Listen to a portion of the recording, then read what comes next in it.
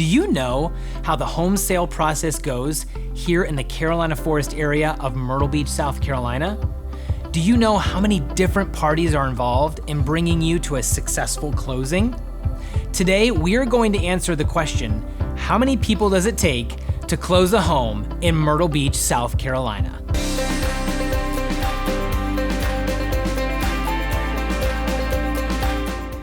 All right, let's start with the first two and most obvious parties, the buyer and the seller. Now, typically the listing agent represents the seller, and the selling agent, also referred to as the buyer's agent, represents the buyer.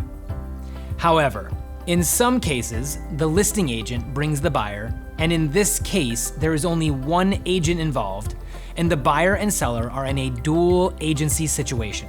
We explained this situation in depth in another video, the types of agency relationships in Myrtle Beach, South Carolina. Be sure to check that out if you haven't already. But for today's video, we'll assume that there is both a listing and selling agent. So now we already have 4 parties involved. Before making an offer, the buyer should have already gotten the process started with the lender. Who is the 5th party now involved? After getting to a ratified contract, the lender will need to receive all contract documents right away and will begin working towards the final approval for the buyer. Also, as soon as the contract is ratified, we get the 6th and 7th parties involved, which are the closing attorneys. Most people from other states don't know that South Carolina is an attorney state, which means that they require an attorney to be present at the closing of a real estate transaction. Unlike some states where buyers and sellers close at the same table, it is typically separate here, with the buyer choosing an attorney to represent them and the seller choosing a different attorney for their representation. The buyer's attorney will then initiate the title search with the 8th party, an abstractor of title. Most attorneys hire out, but some do have in-house abstractors, which can speed up the process in a busy market. While this is going on, a specific part of the South Carolina agreement contract to buy and sell real estate spells out the time frame in which the buyer can perform inspections. So, soon after going under contract, the buyer will want to hire the 9th party, an inspection company, to do a thorough inspection of the property. There are many different types of inspections you can choose to perform on a property, but for this example, we will count the one primary inspector. Be sure to watch our video about the different types of inspections you should consider when purchasing a home in the Carolina Forest area of Myrtle Beach. Okay, so after negotiating any necessary repairs, the listing agent will assist the seller with hiring contractors to do the work. We'll go ahead and count all handymen and contractors together as the 10th party.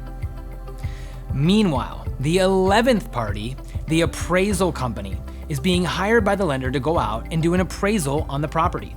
Then usually within 7 days prior to closing, the 12th party is hired, the Pest Company, to do the CL 100 inspection, which looks for signs of termites in areas of high moisture levels on the property. The listing and selling agents are working throughout the process to coordinate all of the parties in order to bring the transaction to a smooth closing. As you can see, it takes a lot of people and coordination to close on a property. That is why it's so important to choose the right agent to manage the process for you. Okay, so we know that it typically takes at least 12 different parties to complete a transaction. But what could be the minimal amount possible? If you had a dual agent transaction where the buyer and seller also share the same closing attorney, and the property is being sold as is with no inspections, no contingencies, and is a cash deal, there would be only 5 parties: the dual agent, the seller, the buyer, the closing attorney, and the abstractor of title. Of course, those situations are few and far between, and very specific as the buyer is taking on risk, usually to get a property quickly or win out in a multiple offer situation. Hopefully this quick recap of the home purchase process was helpful for you. Be sure to subscribe to our page for even more helpful videos. Happy house hunting!